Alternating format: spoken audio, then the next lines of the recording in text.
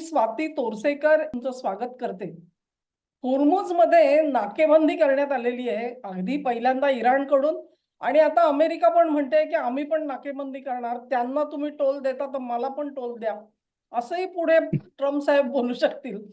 तेव्हा हे नेमकं काय झालेलं आहे आणि या सगळ्या गदारोळामध्ये पाकिस्तानची लगीनघाई एका बाजूला चालू आहे आणि त्यांचा डिमडिम डिमडिम वाजवत आहेत आपले लिबरल्स तिकडे की बघा पाकिस्तान कसा विश्वगुरु झालाय वगैरे. दुसऱ्या बाजूला लक्षात घ्या म्हणजे कुठचीही मध्यस्थी न करणारे मोदी एका बाजूला बसलेले होते. अलिप्त नव्हते, म्हणजे अलिप्त म्हणणार नाही मी, पण फोन पाकिस्तानमध्ये नाही गेला. फोन आला भारतामध्ये ट्रम्प साहेबांचा आणि 40 मिनिटं चर्चा झाली. तेव्हा हे बरोबर. गौरबोद्गार काय आहे?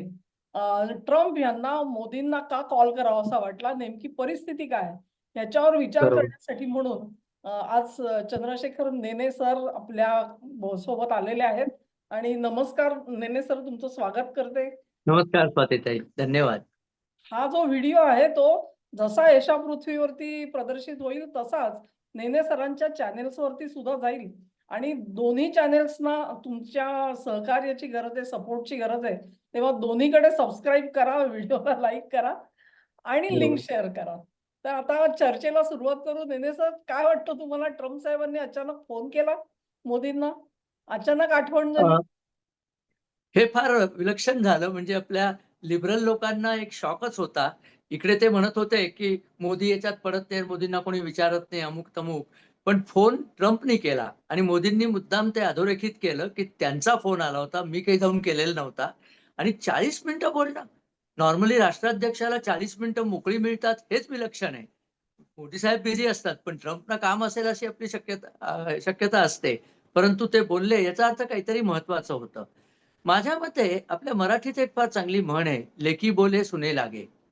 या सगळ्या लढाईचं विश्लेषणच आपल्या इथले काही विश्लेषक आणि मुख्य म्हणजे विपक्ष चुकीच्या बाजूने करतात. ही मुळी अमेरिका आणि इराणची लढाई नाहीच आहे. ही लढाई अमेरिका आणि चीनची आहे. आणि जसं चीनचे एक अंग मोडत चाललेले आहेत मोदी. व्हेनेझुएला मोडल्यानंतर चीनचा एक मोठा तेलाचा सप्लाय गेला. दुसरा मोठा सप्लाय आहे चीन आणि दुसरा सप्लाय आहे इराण आणि तिसरा आहे रशिया. ते मला वाटतं एक-एक करून तेलाचे जर सप्लाय चीनचे काढून टाकले, तर चीनची मॅन्युफॅक्चरिंग इंडस्ट्री कोलॅप्स होते आणि त्यानंतर चीनमध्ये सोशल अनरेस्ट इतका जास्त होईल, की त्याचा तोंड देता-देता शी जिनपिंगला नाकीनऊ येतील. हा अगदी साधा-सोपा हिशोब त्याच्यात आहे. आता मोदींना का फोन केला? एक आपण विसरतो, की मोदी सध्या ब्रिक्सचे अध्यक्ष पण आहेत. ब्रिक्स या संघटनेचं रोटेशनल अध्यक्षपद मोदींकडे आहे. दुसरं मोदींकडे अशी एक गोष्ट आहे, जी जगात फार थोड्या नेत्यांकडे आहे, की जे इराण, इस्रायल, अमेरिका, चीन आणि रशिया या कोणाशीही सहजतेने बोलू शकतात आणि मोदींच्या शब्दामध्ये आग से आग मिलाकर बात कर सकते हैं आणि मुख्य म्हणजे हे लोक त्यांच्याशी बोलतात. पाकिस्तानला जेव्हा त्यांनी न्यूट्रल व्हेन्यू म्हणून सांगितलं होतं. बेसिकली पाकिस्तानला चमचा म्हणून त्यांनी ठेवलं होतं. पण इराणला पाकिस्तानवर विश्वास नव्हता. त्यामुळे इराण आला तेही शेवटच्या क्षणी आला आणि जाताना मागच्या दारांनी पळून गेले असं त्यांनीच सांगितलं, की हे लोकं आम्हाला मारतील अशी आम्हाला शंका प्राप्त झाली. त्यामुळे पाकिस्तानचा उपयोग संपलेला आहे. शून्यच होता आणि त्याच्यात आता निगेटिव्ह गेलेला आहे. आता या सगळ्या देशांची बोलणी कोण करू शकतं? तर भारत कदाचित करू शकेल. पण मोदी एक तर स्वतःहून मध्यस्थेच्या मागे गेलेच नव्हते. कारण आपण मध्यस्थ होतो सांगण्यामध्ये मान नाही. तो सगळा म्हणजे लाचारीचा भाग आहे. आपण काहीच म्हटलं नव्हतं. आज सुद्धा पुढची बोलणी करायची. बरं, हे पण एक महत्वाचं आहे की पुढची बोलणी करायची आहे. एकीकडे ट्रम्प काय सांगत होते, तुमची सगळी इराणी सिव्हिलायझेशन मी काहीतरी स्टोन एजमध्ये पोहोचवीन, नष्ट करून टाकीन, अमुक करीन, तमुक करीन. आता बोलणी करण्याला ट्रम्पच उत्सुक आहेत. कारण ट्रम्पचाही हात दगडाखाली अडकलेला आहे. त्यांची स्वतःच्या देशातली पॉप्युलॅरिटी खाली चाललेली आहे खूप. निवडणुका, मध्यावधी निवडणुका ऑक्टोबरमध्ये आहेत त्यांच्या मिड टर्म पोल. त्यामुळे ते राहतील की नाही अशी परिस्थिती निर्माण झाली. कारण मिड टर्म पोलमध्ये जर ट्रम्पचं बहुमत गेलं, तर दुसऱ्या दिवशी इम्पीचमेंट प्रोसिडिंग सुरू होईल अशी भीती ट्रम्पना आहे. रास्त भीती आहे ती. तर आता एकच गोष्ट त्यांना वाचवू शकते, या युद्धातनं सन्माननीय माघार. आणि सन्माननीय म्हणजे सुद्धा कशी, की इराणनी शरणागती पत्करली किंवा अमेरिकेच्या नुसत्या अटी मान्य केल्या इथपर्यंत पण चालेल. कारण इराणमध्ये सुद्धा त्यांना शरणागती पत्करली तर IRGCची कत्तलच होईल. इराणी नागरिक सध्या इतके संतापलेले आहेत त्या IRGC वरती, की शरणागती तर ते पत्करू शकत नाहीत. काहीतरी सन्मान्य तडजोड व्हावी आणि याच्याकरता उत्तम उदाहरण म्हणजे नरेंद्र मोदी आहे, की जो मनुष्य इस्रायलशी बोलू शकतो, पॅलेस्टाईनशी बोलू शकतो, अरब देशांशी बोलू शकतो, पुन्हा इराणशी मैत्री आहेत. असं कसं रसायन यांनी उत्पन्न केलं? मी माझा एक अनुभव सांगतो. मी जॉर्डनला गेलो होतो. तर तिथे आमचा जो गाईड होता तो पॅलेस्टिनी होता. इस्रायलमध्ये तो आम्हाला घेऊन गेला पॅलेस्टिनी गाईड. त्यांनी मोदींची स्तुती सुरू केली. मी थोडासा म्हटलं, की मोदींची पॅलेस्टिनी लोकं काय स्तुती करतायत? तर म्हणले, "तुम्हाला माहीत नाही का? नेतान्याहूला त्याच्याच शब्दात सुनावणारा एकच नेता जगात आम्ही पाहिला अमेरिका सोडून आणि तो म्हणजे नरेंद्र मोदी." त्याबद्दल ते मोदींचे एकदम खास होते. मोदींना पॅलेस्टाईनकडनं सर्वोच्च बहुमान मिळालाय, इस्रायलकडनं सर्वोच्च बहुमान मिळालाय. म्हणजे एक संबंध कसे ठेवावेत आणि त्यातनं फायदा देशाचा कसा करून घ्यावा, हे मोदींना जेवढं कळतं तेवढं मला वाटतं आत्तापर्यंत कोणालाच भारतामध्ये कळलेलं नव्हतं. त्यातून मोदींकडे जयशंकर सारखं एक रत्न आहे, की जे विदेश नीती कशी राबवावी ती उत्तमपणे राबवतात. तर अमेरिकेला आता यातनं बाहेर पडायचं आहे. ते माकडाची शेपूट अडकलेली असते ना पाचरीत, ती बाहेर काढायची आहे, तर कोणीतरी ती पाचर काढायला पाहिजे म्हणून बहुतेक मोदींना फोन केला. आणि मोदींशी बोलताना आता त्या फोनचे डिटेल्स पण आलेले नाहीयेत. अमेरिकेच्या राजदूतांनी मोघम सांगितलंय, की शांततेवर चर्चा झाली, अमुक-तमुक, होर्मुझची सामुद्रधुनी मोकळी करावी. ते ट्रम्पलाही पाहिजे, मोदींनाही पाहिजे. ते त्यांना माहिती होतं. कॉमन शत्रू कोण आहे? कॉमन शत्रू आहे चीन. त्यामुळे आत्ता जी चर्चा झाली ती संपूर्ण लोकांपुढे सगळी आली नाहीये. पण माझ्या मते चीनला नमवून यातनं बाहेर कसं पडायचं याची युगत काहीतरी काढता आली तर बघावी आणि भारत हा आपल्या बाजूला आहे हे चीनला दाखवून द्यावं याकरता ती चर्चा झाली आहे. माझी एक खात्री आहे, की दुसरा जो चोक पॉइंट आता आहे होर्मुझचा झाला तो सिंगापूर आहे. Malacca choke point. सिंगापूरचा चोक पॉइंट आणि इतका महत्वाचा आहे, की त्याची सध्या पहारेकरी त्याचे भारतीय नेव्ही आहेत. त्याबद्दलही ट्रम्पची चर्चा झालीच नसेल असं सांगता येत नाही. अर्थात हे स्पेक्युलेशन्स आहेत. परंतु होर्मुझ मी मोकळं करतोय, हे आश्वासन मोदींना पुरेसं होतं. इराणी लोकांना टेबलावर आणा, हे मोदींना सांगितलेलं आहे. मोदींकडनं माझ्या मते तो संदेश इराणला पोहोचलेला आहे. आता तो चांगल्या शब्दात कसा मांडायचा इराणचं काम येते.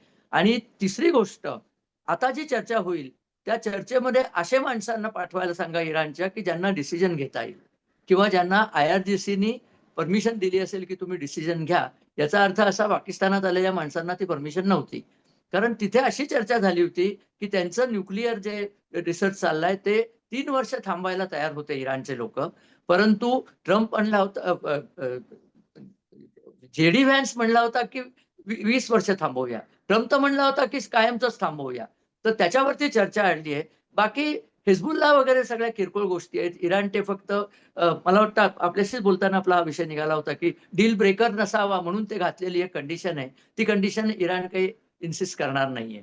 आणि सर्वात महत्त्वाची गोष्ट इराणचं जे नुकसान झालंय, ते नुकसान इराण बोलून दाखवत नाहीये.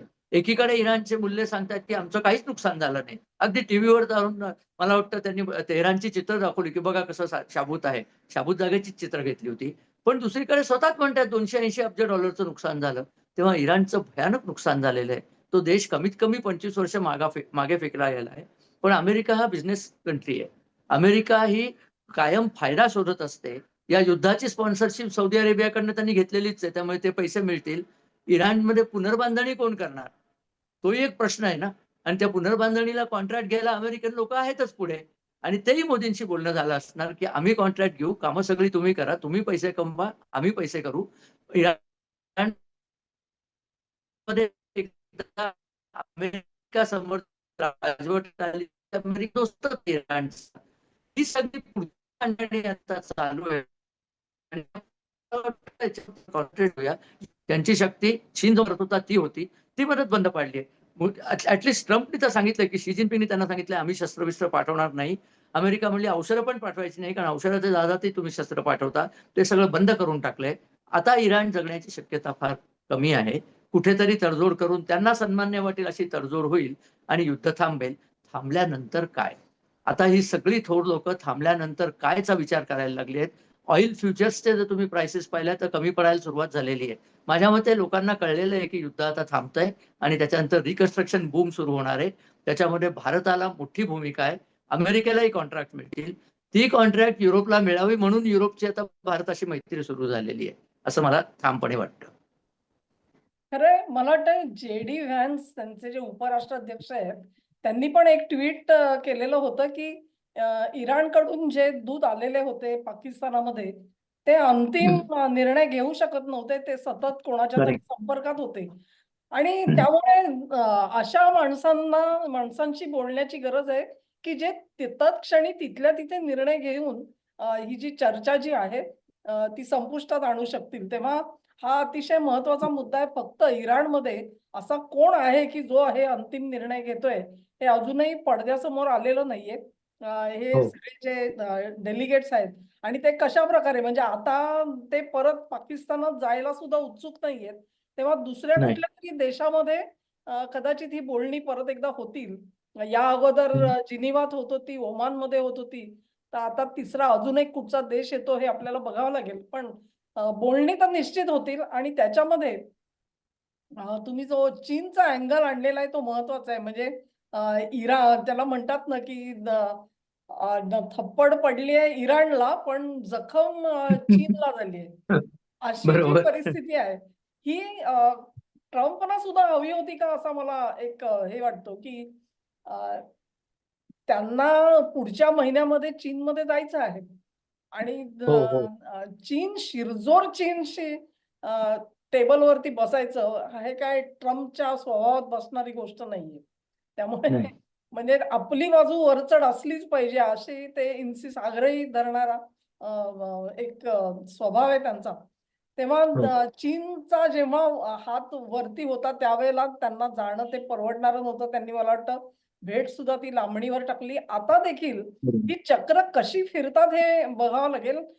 जसं नेने सर सांगतायत, की ती जी रिकन्स्ट्रक्शनची कामं आहेत, ती प्रत्यक्षात अमेरिका जरी घेतली तरी देखील सब कॉन्ट्रॅक्टिंगमध्ये भारतीय तिथे जाऊ शकतात. कारण एक लक्षात घ्या इराणमध्ये अँटी इंडिया स्पिरिट तेवढंसं नसेल या युद्धानंतर. जितकं बरोबर. ते अमेरिकन लोकांबद्दल असेल किंवा चीनची कल्पना नाही मला. कारण चीनी तर तिथे वावरत असतात आणि त्यांना कदाचित फेव्हरेबल मिळेल. त्यामुळे जर का ट्रम्प बीजिंगला जाणार असतीलच, कारण अजूनही 15 मे म्हणतायत, परंतु ते अजून फिक्स नाही झालेलं. तर ट्रम्प चीनला सुद्धा काही गाजर दाखवतील का? कारण अखेर हा संघर्ष जो आहे तो संपुष्टात आणायचा. तर सर्वांच्या म्हणतात ना, म्हणजे मोदींचा स्वभाव तुम्ही म्हणताय त्याच्यामध्ये सर्वेषां अविरोधेनं हे जे हो. बरोबर. संघाचं ब्रीद आहे, त्याप्रमाणे मोदी कसे परराष्ट्र नीती चालवतायत ते आपण बघतोय. तर बरोबर. ट्रम्पना सुद्धा चीनला विश्वासात घ्यावं लागेल असं मला वाटतं. म्हणजे जरी त्यांची टसल चालू असली, एकमेकावर हां. कुरघोडी करत असले ते, तरी देखील ह्या बाबतीमध्ये चीन अमेरिकेसोबत जाईल का? तुम्हाला कसं काय वाटतं त्याच्यात? अ, चीनला आत्ता खरी गरज आहे ती एनर्जीची, म्हणजे तेलाची. तेलाचे सोर्स मी म्हटलं तसं व्हेनेझुएला बंद झालेला आहे. इराणचा सोर्स जर ट्रम्पच्या हातात आला, तर ट्रम्प चीनला कसाही वाकवू शकतो. कारण मग सोर्स राहतो फक्त रशियाचा. रशियाची आत्ताच युरोपशी दोस्ती सुरू झालेली आहे. मला अशी खात्री आहे, की ट्रम्प रशियाला सांगतील, की युक्रेनचं तू काय वाटोळं करायचं कर, मला त्याच्याशी काही संबंध नाही. इथे तू मला मदत कर. कारण चीन हा तुलाही शत्रू आहे, मलाही शत्रू आहे. आणि गोष्ट खरी आहे. चीनची रशियाशी बॉर्डरवरती झगडासुद्धा चालू आहे. व्लादिवोस्टोक बंदर चीन स्वतःकडे म्हणून मागतं. चीननी मागे सांगितलं होतं, आम्ही ते बंदर ताब्यात घेऊ. तर पुटिननी त्याला सांगितलं होतं, येऊन तर दाखव, मग बघू आपण काय करायचं ते. इतकी त्यांची दोस्ती म्हणजे दिसते आपल्याला. तर जर शक्य झालं, तर हे सगळे मिळून चीनला खाली ओढायला मदत करतील. आणि तो ट्रम्पच्या हातात जर चीनची एनर्जीची नाडी आली, तर ट्रम्प चीनला हवं तसं वाकवू शकेल. त्याचं कारण असं आहे, की चीनची आत्ताची दिसते ती एक तर समृद्धी खरी नाहीये. चीनचा रुरल चीनमध्ये प्रचंड त्रास सुरू झालेत अशा बातम्या आहेत. त्यांची सर्वात मोठी रिअल इस्टेट कंपनी पुन्हा गाळात सापडलेली आहे. त्याला सरकार कर्ज देऊन पुन्हा वरती काढण्याची परिस्थिती चाललेली आहे. Things are not as they look in China. आणि तसं जर असलं आणि चीनचं जर तेल सप्लाय बंद झाला, तर अनवस्था बाजू ओढवेल. चीनमध्ये एकच गोष्ट आता ट्रम्पला देण्यासारखी आहे ती म्हणजे रेअर अर्थ ते देऊ शकतात. कारण आता तेवढे रेअर अर्थ देण्यासारखा दुसरा देश अस्तित्वात नाहीये. त्याच्याकरता सुद्धा भारताशी बोलणी ट्रम्पनी केलीच नसतील असं सांगता येत नाही. कारण बलुचिस्तानमधली रेअर अर्थ जर आपल्याला मिळाली, तर आपण चीनला थोडीशी इंडस्ट्री उभी करू शकू, याबद्दल त्यांना खात्री वाटत असेल. मोदींनी सांगितलंही असेल, की आता एकदा बलुचिस्तानचं उरकून टाका, म्हणजे मग ते रेअर अर्थ मिळतील त्याच्यात आपण वाटा घेऊ. असं जर झालं, युक्रेनमध्ये सुद्धा तुम्हाला जर आठवत असलं तर त्यांनी रेअर अर्थ करता पुटिनला सांगितलं होतं, की रेअर अर्थ पुटिनला सांगितलं अर्धीतून अर्धी मी युक्रेनमध्ये जाऊ दे खड्ड्यात. असा सगळा प्रकार आहे. एक तुमच्या लक्षात आलं का, की युक्रेनमध्ये पण रिकन्स्ट्रक्शन करायचंय. पण कोणी जात नाही. पैसे कोण देणार? इराणमध्ये तेलाचे पैसे आहेत, अरबस्तानमध्ये अरबांचे पैसे आहेत, युक्रेनमध्ये पैसेच नाही आहेत. ते फक्त गहू पाठवायचे. गहू काय आता पुरेसा नाहीये. आता सगळं तिथे नष्टप्रायच झालेलं आहे. तर रेअर अर्थ विकून काही पैसे जर युक्रेन करू शकला, तर युक्रेनमध्ये रिकन्स्ट्रक्शन होईल. नाहीतर तो देश 100 वर्ष मागे गेलेला आहे. तो तिथेच राहील असं आता वाटायची शक्यता आहे. परंतु चीनला ट्रम्प आपल्या बाजूने आणू शकतील. आपल्या बाजूने म्हणजे त्यांना नमवू शकतील असं वाटतं. कारण म्हटलं असं चीनचं दिसतंय तेवढं दबदबा नाहीये. भांडणं सगळीकडे चालू आहेत. त्यांच्या डिफेन्स इक्विपमेंटवरती आता विश्वासच उरलेला नाही कोणाचा. आणि ते जिथे-तिथे आता तुम्ही पाहिलं असेल तर व्हिएतनामच्या समोर त्यांनी पॅरासेलमध्ये एक आयलंड बनवायला सुरुवात केली आहे. अमेरिका त्यांना अनेक ठिकाणी आता अडवू शकतं. आणि इथनं हात मोकळा झाला की या सगळ्या विमानवेधी नौका, विमानवाहू नौका सगळ्या चीनकडेच जायच्या आहेत साऊथ चायना सीमध्ये. त्यामुळे आता तरी उच्चीचा भाग दिसतोय अमेरिकेचा, कारण हा ब्लॉकेड किती यशस्वी होतो त्याच्यावर बऱ्याच गोष्टी अवलंबून होत्या. बरं, ब्लॉकेड यशस्वी करण्यातही मोदींचा सहभाग आहे. कारण आपल्याला ती हॉर्मोझ समुद्रधुनी मोकळी पाहिजे, इराणला शांतता पाहिजे आणि इराणशी आपण बोलू शकतो. बाकी इराणशी कोणी बोलूच शकत नाहीये. त्याही दृष्टीने माझ्या मते ब्लॉकेड आता उठेल. एक 5 ते 6 किंवा जास्तीत जास्त 10 दिवसामध्ये या सगळ्याचा निकाल लागलेला आपल्याला दिसेल. आपल्याला गॅसची टंचाई अजून एक 4 दिवस असली तर ती सहन करायची आहे. त्यानंतर काही आपल्याला प्रॉब्लेम होणार नाही. असा एक भारतीयांच्या दृष्टीने पॉझिटिव्ह संदेश आपण देऊ शकू, असं मला वाटतं. तुमच्या बोलण्यामध्ये बलुचिस्तानचा जो उल्लेख आला तो अतिशय हां. मला वाटतं म्हणजे जास्त अट्रॅक्टिव्ह आहे. कारण हां. तेच बलुचिस्तानचं काय होणार म्हणजे एक प्रकारे अमेरिकेने पाकिस्तानचा वापर जो आहे तो टेबलावर फडकं मारणारा पोऱ्यासारखं केलेला आहे गेल्या वर्षभरात. अगदी, अगदी. म्हणजे त्यांनी करेक्ट. कितीही बढाया मारल्या तरी देखील त्यांची लायकी तेवढीच आहे. आणि मग बलुचिस्तानची मिनरल्स ही भारत प्रोसेस करणार ही जी कल्पना तुमची आहे ती प्रत्यक्षात वास्तवात आणायची असेल तर पाकिस्तानच्या अस्तित्वाचं काय आणि त्याच्यासाठी मोदींनी ट्रम्प कडून काही आश्वासन घेतलं असेल का? तुम्हाला काय वाटतं त्याच्यावर? माझ्या मते मोदींनी हीच this is Modi's price for helping out Trump, की या पाकिस्तानचा प्रश्न कायमचा निकालात काढा. बलुचिस्तान आमच्या ताब्यात द्या. बरं, ट्रम्पला त्यात आणखीन एक फायदा आहे. बलुचिस्तानचा आणखीन 40% ॲडिशनल भाग इराणमध्ये पण आहे. त्याला ते सिस्तान बलुचिस्तान म्हणतात. तो जर प्रांत परत त्यांनी एकत्र केला आणि बलुचिस्तान असा एक नवीन देश निर्माण केला, तर इराण आपोआप खच्ची होतो. आणि बलुचिस्तानच्या सध्याच्या लोकांनी तर सांगितलंच आहे, की आम्हाला शक्य झालं तर भारताचा प्रांत होण्याचीच इच्छा आहे. म्हणजे इतकी त्यांची मैत्री तुमच्याशी घट्ट होऊ शकते. याचा अर्थ ते सगळे मिनरल आणि त्या रेअर अर्थची गंमत काय माहितीये का? लोकांना ते माहीत नसतं. त्या नावावरनं लोकांना वाटतं ती फार दुर्मिळ धातू आहे. दुर्मिळ वगैरे काही नाहीयेत. ते धातू वेगळे करायचे, खनिजापासून धातू वेगळे करायचे ही प्रोसेस अतिशय डेंजरस आहे. त्याच्यात माणसाला खूप धोका संभवतो. असा धोका चीनवाले घेतात, कारण चीनला माणसाच्या लाईफची काहीच किंमत नाही आणि नोबडी केअर्स. ते करण्याचं काम जर भारत करू शकला, म्हणजे माणसांची किंमत नाही ठेवायची असं नाही, पण ते मोकळं करण्याचं काम भारताने जर केलं, तर अमेरिकेची ती गरज आपण भागवू शकतो. आणि मिनरल्स काय याच बलुचिस्तानमध्ये असं थोडीच आहे. इराणच्या बाजूच्या बलुचिस्तानमध्ये सुद्धा मिनरल्स आहेत. नॉर्मली ही रेअर अर्थ सगळी रेडिओ ऍक्टिव्ह मिनरल्स असतात, त्याच्या जवळपास सापडतात. इराणमध्ये युरेनियमच्या खाणी आहे ते सर्वांनाच माहिती आहे. त्यामुळे तेही शक्य आहे. हां, बरी आठवण झाली.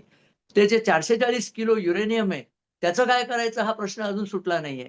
एक अशी मार्केटमध्ये आता अफवा म्हणूया किंवा गेसवर्क किंवा न्यूज, की इराण ते 440 किलो भारताला द्यायला तयार आहे. पाकिस्तानवर तर त्यांचा विश्वासच नाहीये. रशियाला तर देणार नाही, चीनला देणार नाही, कारण चीनवर कोणाचा विश्वास नाहीये. तुम्हाला माहितीये का, इराणचं पर्शियन साम्राज्य जे होतं, त्यांचा सर्वात मोठा शत्रू रशियाच होता. कायम होता तो. म्हणजे त्यांची दोस्ती असण्याचे काही कारण नाही, कारण सीमा एकमेकांना लागलेल्या होत्या तेव्हा. तेव्हा ते जे आहे युरेनियम, ते आपल्याकडे येण्याची पुरेपूर शक्यता आहे. आपल्याला एनरिच करता येतच. हैदराबादचं जे न्यूक्लिअर फ्युएल कॉम्प्लेक्स आहे, तिथे एनरिचमेंट आपण करू शकतो. आणि एक छोटीशी बातमी आपण पाहिली असेल, परवा कालच आली आहे, की भारताने कझाकस्तानशी एक डील पक्कं केलेलं आहे. कझाकस्तान हा युरेनियमचा सर्वात मोठा सप्लायर आहे आणि न्यूक्लिअर सप्लायर ग्रुपने ते डील गो थ्रू केलेलं आहे. त्यामुळे कझाकस्तान आपल्याला हवं तेवढं युरेनियम पुरवायला तयार आहे. याचा अर्थ आपली एनर्जी सिक्युरिटी ही अबाधित राहील याची पूर्ण खात्री. थोरियम तर नंतरचीच गोष्ट आहे, ती आपण नंतर एकदा त्याच्यावर वेगळा एपिसोड करू. पण युरेनियम सुद्धा भरपूर आपल्याला मिळण्याची सोय आहे. हे 440 आपण टाकून देऊ आपल्या भट्टीमध्ये. आपल्याला काय प्रॉब्लेम आहे? बरं, इराणला काय सांगू, की ठेवलंय तुम्हाला हवं तेव्हा घेऊन जा. इंटरनॅशनल कम्युनिटीने परमिशन दिली तर घेऊन जा. माझ्या मते हे सगळ्यांना मान्य होणारं सोल्युशन आहे आणि कदाचित हेच होईल. पाकिस्तानवर कोणाचा विश्वास नाही, चीनवर कोणाचा विश्वास नाही. त्यामुळे मध्यस्थी करायला आपणच शक्य आहोत फक्त. आणि आपण ते आपल्यावर ओढवून घेणार नाही आहोत. तुम्ही आता पाकिस्तानचा उल्लेख केला वेटर म्हणून. वेटर आणि पोस्टमन असल्यामुळेच त्यांनी हॉटेलचं बिल दिलं नाही. ते म्हणले, "आम्ही कुठनं बिल देणार? आम्ही फक्त कामाला होतो." काय हो, इराणचे लोकं राहिले त्याचं बिल सुद्धा या लोकांनी दिलं नाही. किती दरिद्री देश असू शकतो. आणि शेवटी त्या हॉटेलच्या मालकाने मला वाटतं स्वतःच ते पैसे देऊ केलेत. आगा खानचं हॉटेल आहे ते सेरेना ग्रो. तर हम्म. त्यांनी धर्माकरता होत एकटी जकात दिली असावी. एकंदरीत म्हणजेच अ, जशी इराण या विषयावरती अमेरिका आणि भारत यांच्यामध्ये काही सामंजस्य असेल, तसंच पाकिस्तान बाबत असेल असा एक संकेत मिळतो. नेने सर सांगतायत त्याच्यामधून.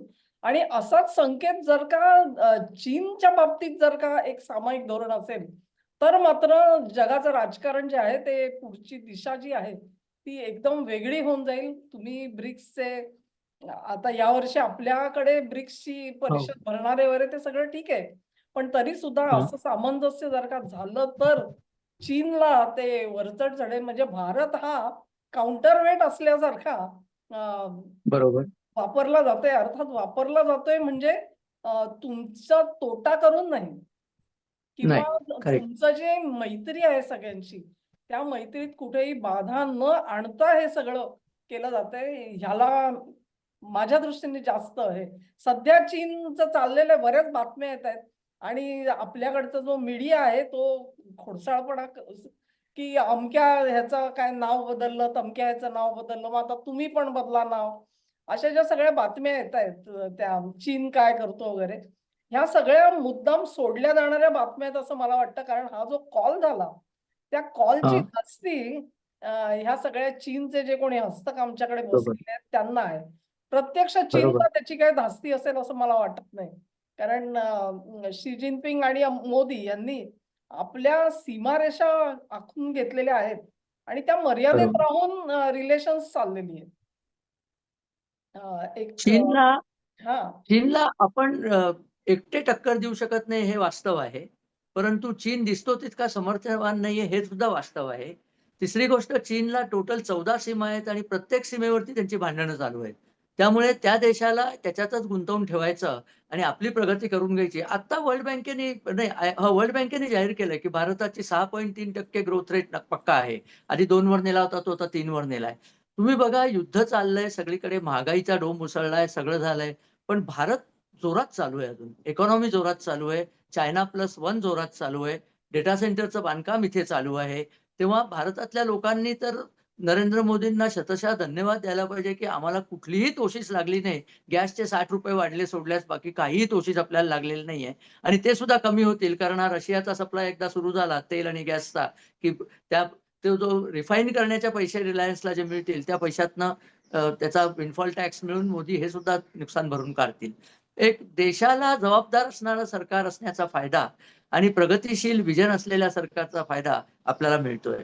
अपॅरंटली इराणनी भारताला रिक्वेस्ट केली ती अशीच केली, की तुम्ही ब्रिक्सचे चेअरमन आहात, तेव्हा तुम्ही याच्यात पुढाकार घ्या आणि आमचं युरेनियम तुम्ही तुमच्याकडे ठेवा. म्हणजे वी आर हॅपी की इट इज विथ यू. हे काय विलक्षण आहे हो. हे जर खरंच असलं आणि तसं झालं, तर भारताची पत किती वाढेल याचा नुसता विचार करा तुम्ही. कारण युरेनियम काही कोणी स्वतः देत नाही आता दुसऱ्यांना. नाही, खास करून म्हणजे एक काळ होता, की दुसऱ्या महायुद्धाच्या सगळ्या दरम्यान, की सगळे देश जे आहेत ते सोनं आपलं सुरक्षित ठेवावं म्हणून हो. अमेरिकेकडे पाठवलं होतं. कारण बरोबर आहे. मध्ये समुद्र होता आणि ते कोणी सहजासहजी लंपास करू शकणार नाही अशी. आता बरोबर. युरेनियम सारखं म्हणजे जेवढं सोन्याला महत्व आहे तेवढं युरेनियमला आलंय आणि त्याचं जर जास्त का आहे. आकर्षण जर का भारताकडे असेल, तर ही खूप हां. मोठी गोष्ट आहे असं आपण म्हणू शकतो. आणि अर्थात ही म्हणजे वदंत आहे का बातमी आहे, हे आपल्याला पुढच्या काळामध्ये जरूर कळेल. कळेल काही हां, दिवसातच मोकळं होईल हे गोष्ट. हां. तर अजून तुम्हाला काही मुद्दे मांडायचे असतील तर कारण आपण बरेच केले पण तरी विषय हो, एवढा हो. मोठा आहे, की काही ना काहीतरी अजून खरंय. बोलायचं आहेच. माझ्या मते काय होतंय ना, आपण या सगळ्या विषयाच्या मागे जर कॅनव्हास पाहिला, तर the changing of world order म्हणजे देशातील जगातील शक्तिमान राष्ट्रांचं पुनर्रचन हे चालू आहे आणि त्याच्यामध्ये भारताचं पोझिशन बऱ्यापैकी वरती पोहोचत चाललेली आहे. इतके दिवस भारताला कोणी याच्यात धरतच नसे. जागतिक शक्ती संतुलनामध्ये भारताची कुठे भूमिका होती? आपल्याला पाकिस्तानच्या बरोबर पाय घालून एक 3 पायाची शर्यत खेळायला भाग पाडलेलं होतं. त्यातनं आपण स्वतःला मुक्त केलं आणि now we can talk as equals to all the so called superpowers. याचा अर्थ सत्ता समतोल निश्चितपणे बदललेला आहे आणि त्या बदलत्या सत्ता समतोलामध्ये एक आपण बोलत असताना तुम्ही फार चांगला पर्याय सुचवला होता, की हे जे रेअर अर्थ प्रोसेसिंग आहे, हे निकोबार बेटात तिथे कुठेतरी करावं आणि तिथल्या समुद्राचं पाणी वापरून याचं प्रोसेसिंग करावं. माझ्या मते ही गोष्ट सरकारपर्यंत न्यायला पाहिजे. कदाचित ते करतही असतील, आपल्याला माहीत नसतं. पण याच्यामध्येही आपल्याला आता लक्ष घालायला पाहिजे. कारण आपण चिप बनवायला लागलेलोच आहोत. ऑइल रिफायनिंग तर सगळ्या जगातलं सर्वात जास्ती आपण करतोय. रेअर अर्थवरती जर आपला कंट्रोल आला, तर माझ्या मते महासत्तेला जे काही गणक लागतात, ते सगळे गुणक आपल्याकडे आले, असं म्हणायला हरकत नाही. हे असं होऊ शकेल आपल्या आयुष्यात असं कधी वाटलं नव्हतं. ही मात्र गोष्ट खरी आहे. आपण कायम फॉलो मी, मी टू याच भूमिकेत होतो. जेव्हा डोनाल्ड ट्रम्प स्वतःहून फोन करतात, that itself says a lot of things. आणि पाकिस्तानचं तर काय, जे काही वाटोळं झालंय ते झालंच आहे. कालच्या पाकिस्तानच्या आणखीन बातम्या ऐकल्या, तिथे फक्त दिवसातनं 3 तास वीज देतायत. लोकं भयंकर संतापलेली आहेत सरकारवरती. तो डोलारा आता राहायचा नाही. तो मोडेल ॲक्चुअली. लवकरच मोडण्याच्या ह्याच्यात येईल. कोणीतरी त्यांना संपवेल. म्हणजे पाकिस्तान, इराण, ते जो सगळा बेल्ट आहे, तो सगळाच खराब होऊन गेलेला आहे आता. इराणमध्ये रिकन्स्ट्रक्शन तरी होईल, कारण म्हटलं असं त्यांच्याकडे पैसे तरी आहेत द्यायला. एक तुमच्या लक्षात आलं का, हे 440 किलो आपण आपली वस्तू सांभाळायला तिथे जसं तुम्ही सोनं सांभाळायला दिलं होतं, ते श्रीमंत देशाकडे देतो, की ते स्वतःच लंपास करणार नाहीत. म्हणून हे ते पाकिस्तानकडे ठेवणार नाहीयेत किंवा कोणाकडेच ठेवणार नाहीयेत. भारताकडे असंच भरपूर युरेनियम आहे. तुमचं युरेनियम घ्यायची, आपण त्याची कदाचित फी पण घेऊ, तुमचं युरेनियम सांभाळायची. कुणी सांगावं, मोदींचा बिझनेस सेन्स इतका स्ट्रॉंग आहे, की ते म्हणतील ठीक आहे, ठेवण्याचं सेफ डिपॉझिटचं भाडंही द्या. काहीही शक्य आहे. खरंय. पण म्हणजे हे आपण बघतोय. ही जर का गोष्ट खरी असेल, तर भारतावरती विश्वास किती मोठा आहे. हो, जसा खरंय. इराणचा आहे, तसाच अमेरिकेचा आणि कदाचित इस्रायलचा अमेरिकेचा सुद्धा सुद्धा असू आहे. शकेल. ही फार करेक्ट. मोठी गोष्ट आहे आणि त्याच्यासाठी दुसऱ्या कुठल्याही देशाची निवड होताना दिसत नसेल, तर म्हणजे डेफिनेटली एक मोठं ते काय त्या अरफात खानम का कोणतरी अशा यांनी विश्वगुरु म्हणून हो. हो, पाकिस्तानचं हो. त्यांनी थट्टा केली होती. वर्णन केलं. खरंय. त्यांना अजून त्या विश्वचेला आहेत अजून. त्यांना गुरु कसा असतो ते बिलकुल कळलेलं नाहीये आणि मुळामध्ये जो चेला असतो ना, त्याला आपण गुरु कोणाला करावं हे सुद्धा कळलं पाहिजे. आणि ते हो, हो. कारण सरते शेवटी गुरु ओळखण्याची सुद्धा एक पद्धती असते आणि ती या खानम बाईसाहेबांकडे नाहीये असं आपण म्हणू शकतो. करेक्ट. त्या विश्वगुरु पद जे आहे ते अखेर दिल्लीकडे येणार यावर आमचा दृढ विश्वास आहे. कारण जी बरोबर, पावलं टाकली जातायत ती इतकी आत्मविश्वासाने टाकली जातायत बरोबर. आणि कुठेही समतोल न ढळू देता केलं जाते. ही महत्वाची हो. गोष्ट आहे. त्यामुळे मला याबाबत बिलकुल त्याच्यामध्ये कुठलाही संदेह नाही माझ्या मनामध्ये. मला वाटतं बरोबर. आता आपण म्हणजे शेवटाकडे यायला हरकत नाहीये. हो. तुम्ही जो नव्या जगाच्या रचनेचा जो मुद्दा मांडलेला आहे, तो सुद्धा अतिशय हं. आकर्षक आहे. आणि त्याच्यामध्ये ट्रम्प यांनी मला वाटतं थोडा प्रयत्न केला होता G2 म्हणून. म्हणजे अमेरिका हां, आणि हां. चीन ह्यांचाच काही तो हां. आवाज असावा. उरलेल्या कोणाला त्याच्यामध्ये काही स्थान असण्याची गरज नाही. परंतु ते हं. चीननी नाकारलेलं आहे आणि त्याच्यामध्ये आता कारण सरतेशेवटी काय आहे, तुमची नुसती जी-डी-पी महत्वाची नसते. तुम्ही हं. जगाला काय कॉन्ट्रिब्यूट करता? तुम्ही एक्झॅक्टली. योगदान काय आहे तुमचं ह्याच्यावर तुमची हां, किंमत हां. ठरते. त्यामुळे एखादा छोटासा जरी देश असला ना, तरी तो अतिशय कळीचा महत्वाचा आज व्हेनेझुएला का महत्वाचा झाला अमेरिकेला त्यांच्या धोरणासाठी? करेक्ट. कारण त्याचं बरोबर. ऑइल आहे. इराण का महत्वाचा हं. झाला? परत तेल आहे. तेव्हा अशा तऱ्हेने एक छोटासा देश जो असतो, कझाकस्तान तुम्ही जे उल्लेख केला हो, एक्झॅक्टली. युरेनियमचा. हां. तेव्हा ही सगळी जी पावलं जी आहेत, तेव्हा प्रत्येक जण त्याच्यामध्ये काहीतरी योगदान करतो आणि त्याला काहीतरी स्थान असलं पाहिजे. म्हणून जे वसुधैव कुटुंबकम ही आपण जी कल्पना मांडली मोदींनी, हं, त्याप्रमाणे हं. जी जगाची रचना आहे, त्याच्यात प्रत्येकाला स्थान असावं. हे G2 जे आत्तापर्यंत जे मॉडेल होतं, की G7 कंट्रीज ठरवणार आणि बाकी सगळं जग फरफटत होतं. युनोचं धोरण त्यांच्या मागे फरफटत होतं. ही व्यवस्था इथून पुढे मोदी घडू देणार नाहीत आणि त्यांच्या हं, विरोधात हं. म्हणून आता जे सगळे सोरोस प्रणीत सगळे जे आपली हँडल चालली आहेत ना आणि जो हं, प्रचार हं. चाललेला आहे कारण सोरोसला जग सगळं दुसरीकडे न्यायचंय. आणि हो, त्याला त्याला डिक्टेट करायचं. एक्झॅक्टली ते तसं होऊ देणार नाही ही काळजी आता आपण करतो आहोत आणि म्हणून मला असं वाटतं की भारताचं भवितव्य निश्चित उज्ज्वल आहे. सर तुम्ही आज चॅनेलवरती आलात. पण मॅडम हा मॅडम याच्यातलं एक गोष्ट आपण लक्षात ठेवली पाहिजे. ही सुरुवात कुठे झाली? हा जेव्हा मोदी सरकारने सगळ्या जगाला फुकट व्हॅक्सिन वाटली आणि त्यातल्या सुद्धा कझाकस्तानने सांगून बोलून दाखवलं, की "अहो तुम्हाला आम्ही देणार नाही युरेनियम तर कोणाला देणार? आम्हाला तेव्हा कोणी वाचवलं? तुम्ही वाचवलंत."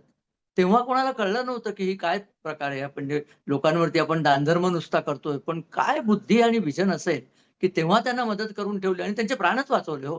मदत म्हणजे नुसती तुम्हाला धान्य दिलं आणि पाणी दिलं असं नाही. जीवन वाचवलं तुमचं.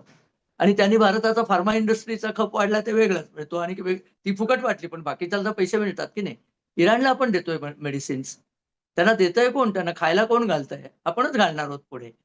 नाही त्यामुळे फार सगळ्यात चांगलं चाललंय. महत्वाचा मुद्दा म्हणजे हे व्हॅक्सिन चीन देऊ शकला असता, अमेरिका देऊ हो, शकली असती, युरोप देऊ शकला असता. करेक्ट. आणि त्यांच्याकडे ते संसाधनं होती, पैसे होते, हो, व्हॅक्सिन तयार होतं. त्या सगळ्यांनी जगाकडे पाठ फिरवली आणि बरोबर. तुटपुंजी साधनं म्हणजे आमच्या हो, सगळ्या हो. जनतेला करेक्ट. जेव्हा व्हॅक्सिन टोचलं गेलेलं नव्हतं, तेव्हा ते 90 देशामध्ये पाठवलं गेलं. तेव्हा दिलं होतं. तेव्हा करेक्ट. तुमच्या पानातला घास, एक घास हो. त्यांना तुम्ही भरवलेला आहे आणि त्याची कृतज्ञता जी आहे म्हणून मी म्हणते परत एकदा विश्वगुरु हा परत एकदा हां. दिल्लीकडेच असणार आहे. विश्व चेले जे कोण आहेत त्यांना त्यांचं संशोधन करू द्यात आणि एकदा ठरवा की तुमचा गुरु कोण असायला पाहिजे ते.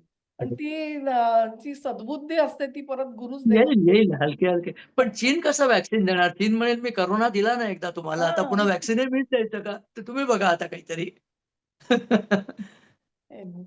ठीक चला, चांगले दिवस आहेत असं आपण आपल्या श्रोत्यांना सांगू शकू. युद्ध लवकर थांबतंय, काळजी नसावी. आपलं करेक्ट. सगळं आपली जहाजं सुटली आहेत, ते आता याच्यातनं आपली जहाजं सुटायला लागली आहेत ना सगळी ट्रम्पच्या बरोबर. राज्यामध्ये. कारण इराणलाही आपल्या जहाजांना अडवायचं नाही आणि ट्रम्पलाही अडवायचं नाही. अडवेल कोण? आणि मुख्य म्हणजे अरब देशांचे एक्सपोर्ट पण सुरू झालेत आता. आता फक्त त्या हुतींचा जरा बंदोबस्त केला, की गाडी वळणावरती येईल. कारण इराणने एकदा म्हटलं होतं, की आम्ही रेड सी पण थांबवून दाखवू वगैरे. बघूया काय होतं ते. बरोबर. खूप छान चर्चा झाली आणि सरांचे खरंच खास खूप आभार छान. मानते. त्यांनी वेळ बरं दिला वाटलं. आणि अतिशय म्हणजे उद्बोधक माझ्यासाठी सुद्धा आहे. नाही, प्रेक्षकांना तुम्हाला काय जरूर मॅडम, आवडेल. तुम्हाला सगळं माहिती होतं. नाही, राइट. छान असं झालं, नाही पण बरं अनेक मुद्दे वाटलं. नवे येतात समोर आणि ते महत्वाचे असतात. तेव्हा परत करेक्ट. परत आपण असेच भेटत राहू आणि या चर्चा घेत राहू. नक्की, तुमच्या सर्वांचं नक्की. सहकार्य अपेक्षित आहे. व्हिडिओला लाईक करा, शेअर करा. दोन्ही चॅनेलला सबस्क्राईब करायचं बरोबर. आणि तुमचं सहकार्य चालू ठेवा. नमस्कार. नमस्कार आणि धन्यवाद.